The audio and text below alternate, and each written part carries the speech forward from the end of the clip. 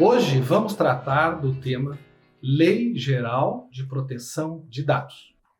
Comigo, presentes aqui no nosso recanto, a doutora Simone Macedo. Boa tarde. Boa tarde. Doutor Jonatas Teixeira. Boa tarde. Boa tarde. Ambos da Sigma Advogados. Comigo, o nosso hospitaleiro, doutor Custódio de Almeida. A casa que nos acolhe, é aqui que a gente se acolhe. Eu sou o professor Paulo Ferreira, presidente do Instituto Ecarte, e nós estamos conversando aqui e falando sobre as temáticas que envolvem a educação empresarial. Eu tenho uma curiosidade muito grande, né? Porque a sigla, né, parece que não diz muito, né? Me correlaciona muito com informática. E eu estava olhando agora aqui, né, para dar uma pesquisada, o que é isso e tal, e vi, olha, Lei 13.709, de 14 de agosto de 2018. Parece, né, pessoal, que não é bem tema de informática, né? Parece que tem alguma coisa a mais. Sejam bem-vindos. Obrigada. Doutor Jonathan, o que me conta sobre isso? Eu gostaria de agradecer, em primeiro lugar, o escritório Mar de Almeida, Instituto Ecarte, e o que a gente traz sobre a Lei Geral de Proteção de Dados é sempre o conteúdo que é muito importante para as empresas e, além disso, a urgência que nós temos em adequar, em correr ao lado da lei, né, para evitar qualquer demanda e prejuízo maior para o empreendedor. Que interessante. Eu trabalho normalmente com estratégia empresarial, né? Então a estratégia ela inicia antes da empresa existir. É preciso, assim como eu vi me socorrendo aqui do Custódio, né? A proteção da marca e tal, né? O que a gente pode fazer referente a esse tema? Eu estou pensando em criar uma empresa. O que a gente pode se preocupar? Talvez a grande questão, dando continuidade à linha de raciocínio do Jonathan, seja identificar, num primeiro momento, o acesso que eu terei a dados pessoais como empreendedor.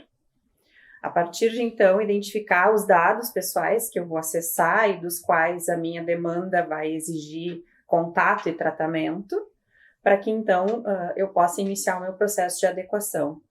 Um processo de adequação, ele compreende jurídico, informática e uma equipe de processos, digamos assim. Uma equipe do administrativo. É todo um trabalho feito a muitas mãos, com uma equipe de várias especialidades, formada de várias especialidades. O ideal é que dentro de cada empresa que está se adequando à lei geral, a gente crie comissões ou uma comissão específica que vá cuidar disso, tendo esses componentes, alguém de TI, alguém de segurança da informação, alguém do jurídico, porque, como comentado no início por ti, é uma lei, né? Exato. Não tem como o jurídico ficar fora dessa adequação, e também alguém de processos para ajudar nos treinamentos e na implementação em si. Mas o cara começa a pensar em empresa e, a partir dali, tudo que eu pensar é confidencial? Toda a informação dos outros ou nem tudo? Não necessariamente confidencial, né, Jonathan? Exatamente. A lei estabelece maneiras, né, o que a gente chama de base legal, que são situações em que é possível utilizar e manipular, que a lei chama de tratar os dados pessoais de cada pessoa.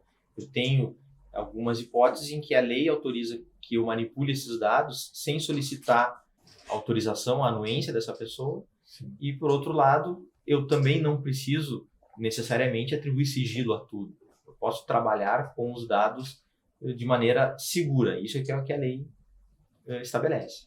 E não necessariamente um dado sigiloso é um dado pessoal.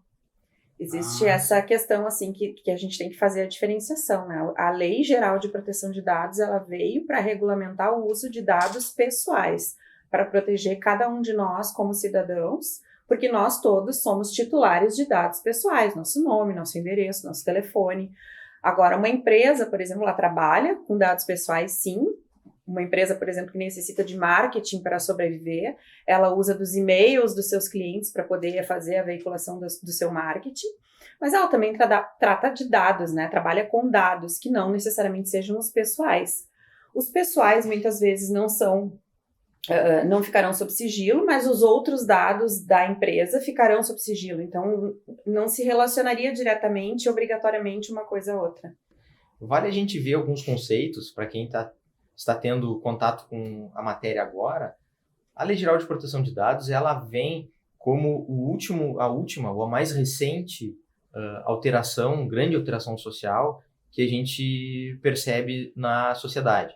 A gente teve, lá por 1780, a primeira Revolução Industrial, com a criação das máquinas a vapor, o tear a vapor. Depois, num segundo momento, com as indústrias do petróleo, os veículos automotores, e depois, no final ali dos anos 70, anos 80 até a década de 90, a que se chamou de Terceira Revolução Industrial, que foi a popularização dos computadores, não apenas de uso militar, mas também doméstico e de empresas.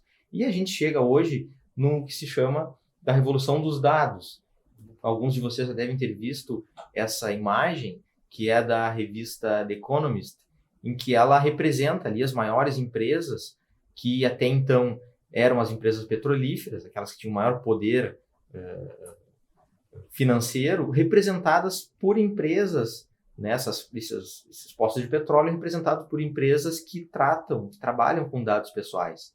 Então, toda a indústria e o comércio que são considerados de ponta hoje, eles atuam com marketing, com dados pessoais, com veículos autônomos, armazenamento de dados em nuvem, marketing digital.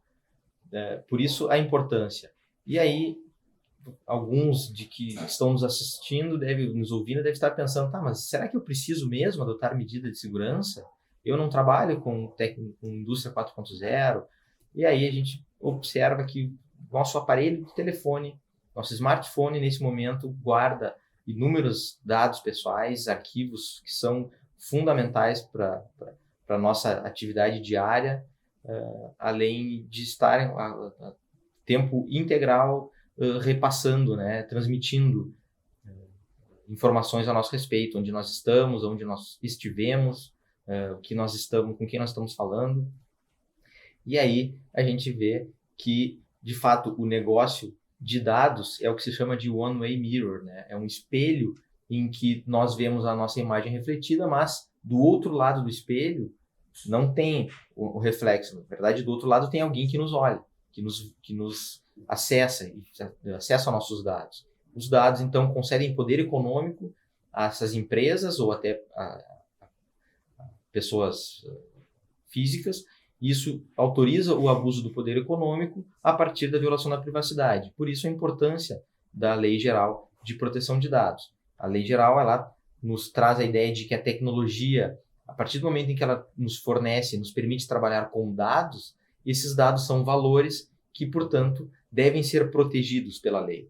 E aí, a ideia da privacidade, embora a legislação não estabeleça, a gente tem uma noção de doutrina daqueles que estudam a legislação, estudam a lei, de que a privacidade ela é uma garantia que todos nós temos, que num primeiro momento era como se fosse uma cortina, em que nós separávamos o que nós gostaríamos que as pessoas soubessem e o que não soubessem, e agora ela tem um quarto elemento, que é o direito e o poder de cada um de nós decidir como essa informação a nosso respeito vai circular e até onde, né? Nos assegura um controle. Vejam, por exemplo, aqui como o mundo já está em relação à Lei Geral de Proteção de Dados. Percebam que os países com a economia mais desenvolvida estão em vermelho, e são aqueles em que tem uma legislação mais robusta, mais forte no tratamento e no controle dos dados pessoais. Já os países em amarelo têm uma regulamentação apenas moderada. Alguns países na África sequer nós temos informações a esse respeito, mas a gente consegue ver aí a diferença entre os países e para onde nós queremos ir e onde deveremos ir conforme as trocas econômicas, né? Então, dados pessoais, alguém também deve estar perguntando como ele fala tanto em dados pessoais, o que é isso? Dado pessoal é qualquer informação que me permita identificar uma pessoa, ou um dado que, cruzado com outras informações, permita que eu identifique essa pessoa, mesmo que no momento posterior. Então, nome, endereço, RG ou CPF, comportamento de consumo, por exemplo, até mesmo o número do sapato ou o da roupa, dependendo do contexto, podem ser considerados dados pessoais. A lei geral também estabelece um dado pessoal chamado de sensível, que são aqueles que podem expor o titular a algum tipo de preconceito. Então, eles dizem respeito à origem racial, étnica da pessoa, convicção religiosa, opinião política, inclusive os dados genéticos ou biométricos, que são a impressão digital, por exemplo, uma fotografia, são dados biométricos e, por isso, tem uma regulamentação diferenciada e mais forte pela Lei Geral de Proteção de Dados. Me parece que ela é uma matéria assim, que precisa muito entendimento, né? Sim. Do que a gente pode tratar e o que não pode tratar. É essa a palavra, né? Exatamente. Isso diz muito respeito ao sigilo, e a ideia que se tinha anteriormente, que o sigilo era uma espécie de cortina em que a gente deixava que quem tivesse de fora não tivesse acesso às nossas informações. Era a sensação que eu tinha. E hoje em dia não é mais. Hoje em dia a gente tem a ideia do sigilo como aquilo que eu quero que os outros saibam e como eu controlo essa informação. Então, os dados que uma empresa coleta a meu respeito na internet, eu tenho o direito de saber como ela está utilizando esses dados e até se ela pode manter esses dados com ela ou não. Então, eu teria aí uma questão bem complexa, né? Que são todos que têm acesso a esses dados, né? Compreender o que pode e o que não pode. Exatamente. O nosso aparelho smartphone, por exemplo, ele está a todo momento emitindo dados onde nós estamos, mesmo que a gente não tenha essa pretensão. Se eu tirar uma fotografia aqui, vai registrar onde é que foi tirado. Sim. Então ele sabe onde eu estou, onde eu andei. Então são informações que a todo momento estão sendo transmitidas. Pois é. Eu trabalho, basicamente, a minha área de profundidade é neurociência, né? E aí eu tenho visto as pessoas dizendo que é neuromarketing e tal. Na verdade é mais ou menos, né? Mas eles estão se utilizando muito dessas informações geridas ou repassadas, né, pela telefonia celular, né? Inclusive com logaritmos que conseguem saber o que o cara deseja, né? Não, mas hoje tudo. Se tu faz uma pesquisa, né, num site de buscas, depois nas redes sociais aparece propaganda daquilo o tempo todo, sem que tu tenha, né, solicitado. E assim vai. E aí, eu como pessoa, até onde eu entendo que isso pode ou não pode, como é que eu faço? Né? Até que ponto isso invade a não tua intimidade, né? a tua privacidade? Tem um exemplo bem interessante do sujeito que quer ser hacker. O que ele faz quando ele quer ser hacker? Ele vai no Google e pesquisa aquela informação que ele está atrás. Claro. E aí ele bota, por exemplo, lista de pessoas, listagem de exames de hepatite, por exemplo. E aí bota type file, bota o tipo de arquivo que ele quer e põe XLS, que é o arquivo do Excel. Ele vai ter acesso a exames que as empresas, as secretarias de saúde compartilharam com outras empresas na internet e que estão disponíveis. Então, esse é um exemplo de como os nossos dados estão à disposição. Isso que eu falei é uma coisa simples, não precisa nem de um complemento para fazer essa pesquisa. E a empresa que fez isso, que disponibilizou indevidamente, com toda certeza, sem interesse em disponibilizar, ela abriu um flanco, ela tem está correndo um risco muito grave. Pois é, e como é que essas empresas elas podem se resguardar, né, de ter uma possível sanção, né, daqui a pouco até uma ação judicial? Qual o procedimento que deve ser seguido? Uma empresa sabe que está de acordo com a Lei Geral de Proteção de Dados a partir do momento em que ela tem todo o seu projeto de adequação implementado. Um projeto não é algo simples, né? A gente faz uma série de check-its ali no andamento. Uma das questões é que a política de privacidade esteja ok com a realidade da empresa, com a vida da empresa, efetivamente. Uma outra questão é a política de segurança da informação, que tem que estar de acordo com as normas ISO 27001, por exemplo. assegurando que as informações sejam devidamente tratadas e as rotinas dos funcionários, como uma coisa simples, né? O levantar da mesa e deixar o seu computador aberto sem desligar, sem deslogar e depois ter que logar novamente, é algo simples, mas que garante segurança da informação. Então, por isso que também se dá muito destaque para a questão do treinamento, porque são pequenos detalhes que a gente vai olhando diariamente e mergulhando na empresa, no dia a dia da empresa, para saber se efetivamente aquilo está sendo implementado. Não é algo que se diz, agora eu estou ok porque a minha política de segurança da informação está online, está implementada, está criada, ou a minha política de privacidade está criada. Não é algo simples nem da noite para o dia, é um processo que requer muito treinamento e revisão de muitos documentos.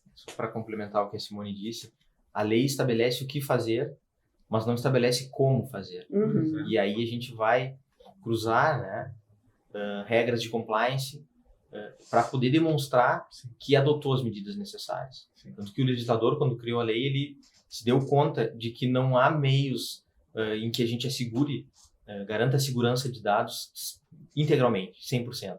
Mas caso ocorra um incidente, dados perdidos ou dados vazados, e a autoridade nos notificar, a gente tem que comprovar que adotou as medidas adequadas. E aí vem aquela ideia, como é que eu comprovo isso? Adotando e demonstrando que eu fiz. Só colocando, por exemplo, política de privacidade no site, é só uma máscara que atrás a gente vê que não. Então, pensando aqui com a questão empresarial, realmente, né? Eu estou lá trabalhando em cenários. Qual é o meu cenário de risco? O que acontece se eu cometer um erro e essas minhas informações forem mal utilizadas? Eu sou um empresário, tá? E eu estou preocupado. Não sei se vocês conseguem quantificar isso. O que vira esse negócio? Que tipo de processo é esse? Como é que isso acontece? Tem 2 tipos de processo.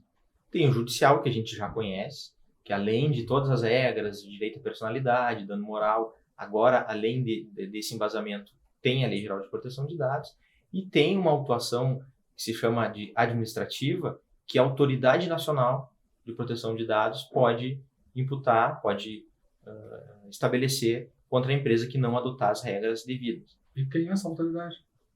Essa autoridade foi constituída pelo Poder Executivo, ela tem personalidade jurídica própria e ela tem poderes de autuar. Essa autuação ela pode ocorrer de maneira de simples advertência ou até suspensão do tratamento de dados e até, depois, num caso mais grave, de aplicação de multa de até 2% do faturamento da empresa. A ANPD, que é a agência reguladora, digamos assim, a Anatel, a ANAC da Lei Geral de Proteção de Dados, ela ainda está regulamentando algumas coisas, alguns gaps da lei. Uma das coisas que está sendo objeto agora de regulamentação é a aplicação das sanções, porque ainda não tem uma forma de medir quando é que eu aplico a multa, quando é que eu aplico só que a empresa está proibida de usar aqueles dados, de que forma eu faço isso, chama a dosimetria, né? Como é que eu aplico essa penalidade? Isso está sendo visto agora, em pouco tempo a gente acredita que isso já vai estar determinado, e aí realmente as sanções vão começar a ser aplicadas, porque até então a ANPD ela tem sido mais educativa, ela tem tido uma conduta mais educativa, de realmente editar guias orientativos para pequenas empresas, guias orientativos para as empresas públicas, de como se adequar, o que fazer. E a gente não tem visto ela atuar no sentido de penalizar quem não está adequado. Ainda. Então, a lei ela foi se tornando vigente de uma forma gradativa, digamos assim. Essa lei é de 2018, ela começou a viger em 2020, e em 2021 as sanções começaram a ter vigência. E agora que está se começando a pensar em como aplicar essas sanções. Então, as empresas elas têm esse benefício, digamos assim, porque até então ainda temos tempo, digamos assim, para que as empresas olhem para isso de uma forma mais atenta. Só complementando o que a Simone disse, a ANPD tem tomado essa postura mais, não digo de contemporizar, mas de orientar. Educativa, me parece, né? Exatamente. Por outro lado, o Poder Judiciário já vem condenando empresas que reiteradamente descumprem a LGPD. Então, não dá para andar com essa tranquilidade Sim. toda. É. Aqueles que acham que no Brasil as coisas demoram, porque já estão funcionando. A questão até que a gente comentou inicialmente com relação ao diferencial competitivo, a imagem estaria incluída nessa seara da imagem. A partir do momento que eu não estou adequado e que eu me envolvo num incidente de dados, que eu tenho a minha empresa envolvida num incidente de dados, é claro que a mácula, a imagem da minha empresa vai ser muito maior. Ela vai existir de qualquer forma, havendo um vazamento ou um incidente de dados, vai existir. Mas a partir do momento que eu demonstrar que eu estou em compliance à Lei Geral de Proteção de Dados, essa mácula vai ser muito menor. Digamos assim, que ela vai ser reduzida potencialmente. E já temos empresas aqui no Brasil, como por exemplo, uma informação pública, por isso comento aqui, da Renner, que teve dados vazados no final do ano passado, se minha memória não me trai, e que tomou providências de uma forma muito rápida, recuperando ou não tendo nenhuma mácula na sua imagem em razão disso, porque realmente teve um comitê de crise que atuou de uma forma muito diligente e demonstrou que estava adequada. Então, entra aí essa questão, né, do diferencial competitivo, já comentado antes, e da forma de reparar qualquer dano à imagem da empresa, estando adequado à Lei Geral de Proteção de Dados. Eu estou pensando, assim, né, pela cabeça, assim, dos meus clientes, que falei, são 40 anos que eu trabalho com eles, né? O quanto é relevante? Realmente, essa multa 2% pode ser uma coisa muito alta, né? Porque eu tenho clientes na área da indústria, e em algumas áreas assim que a matéria-prima é muito cara, né? Que se esse negócio for sobre o bruto, tem alguma limitação para isso? Aí está, o limite é 52 milhões. Já é um belo limite. Exatamente, é faturamento anual limitado a 52 milhões. E nada impede que seja reaplicado caso a Sim. empresa seja reincidente. Né? Mas esse é o limite que se pressupõe, um limite de penalização anual. Legal. E a gente vindo para o mundo real, assim, aquela curiosidade do empresário, vem cá, o que aconteceu? Tem algum caso que a gente conheça? Os casos de maior relevância que a gente tem sempre são da Europa, porque lá o regulamento europeu, que o nosso é uma cópia, eu já vi há um tempo anterior, mas a gente tem casos, por exemplo, de farmácias que foram autuadas porque estavam coletando dados desnecessários. Então, olha, está pedindo o CPF do cliente sem a necessidade de obter aquele dado. Certo? Não era para cadastro de desconto, não era para, em razão de comunicar a autoridade sanitária, não. Estava coletando, foi autuado, se negou a adequar o seu procedimento e foi penalizada com multa. E alguma questão assim de empresas da área da indústria ou da área de prestação de serviço? Tem algum caso que lembre assim vocês? Tem um caso relevante que foi no Transurb de São Paulo, que eles estavam colhendo dados biométricos, alegando a questão da segurança de quem transitava pelo Transurb. E isso foi uma questão bem falada, o Ministério Público se envolveu, porque o Ministério Público também atua em nome da sociedade, e aí, havendo coleta de dados indevidas, ou sem o devido consentimento, ou sem a devida justificativa legal, ele entra, né, autua, instaura inquérito civil, e nesse caso foi o Ministério Público que se pronunciou, determinando que esses dados, que essa filmagem não fosse mais feita, porque estava havendo uma violação à privacidade, à intimidade das pessoas. Não tenho em mente aqui valores a respeito desse caso. Mas houve um impedimento. Mas houve essa determinação. Notem que este tema realmente, né, ele faz com que a gente convide vocês para nós voltar e conversar um pouco mais sobre isso. Né? Tenho certeza que quem está nos assistindo teve uma noção da complexidade. Eu acho que, além de relevante, né, ele é complexo, né, e ainda carente, né, de muita aprendizagem. Né? Não te parece, Custódio? Se a gente pensar que a lei tem 4 anos, mas ela ainda é nova, né, tudo muito novo ainda. Eu tenho certeza que a grande maioria das empresas ainda não está adequada, né, e muitos não sabem nem como se adequar.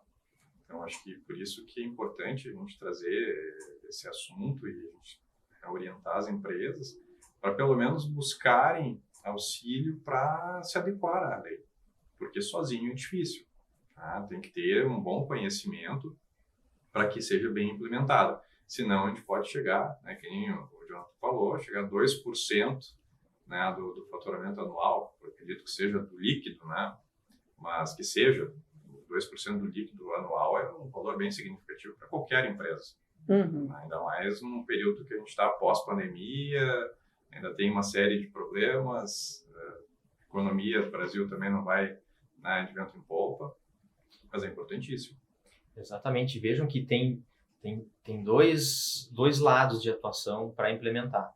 Tem em relação aos consumidores, aos clientes da empresa, e tem em relação à empresa internamente, com os seus trabalhadores, seus prestadores de serviço. Sim, os fornecedores, né? Exatamente. Nesse exemplo que a Simone acabou de dar, de coletar a imagem da pessoa, são dados biométricos. Então, tem uma proteção ainda maior. E aí eu penso na digital. A gente utiliza a digital hoje para fazer saque no banco. Né? Então, obviamente que os bancos têm a melhor, os programas de segurança mais fortes. Mas quando a gente entra num prédio público que tem que botar o dedo para fazer o cadastro, na academia, etc., são raras as pessoas que pensam, olha, eu vou perguntar onde é que está sendo armazenada essa minha informação.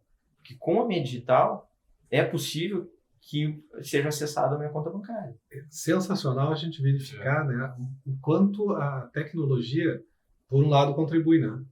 E por outro lado, nos expõe assim, né, a um risco enorme, né? E é interessante porque o titular de dados é que tem na mão todo esse poder de denunciar.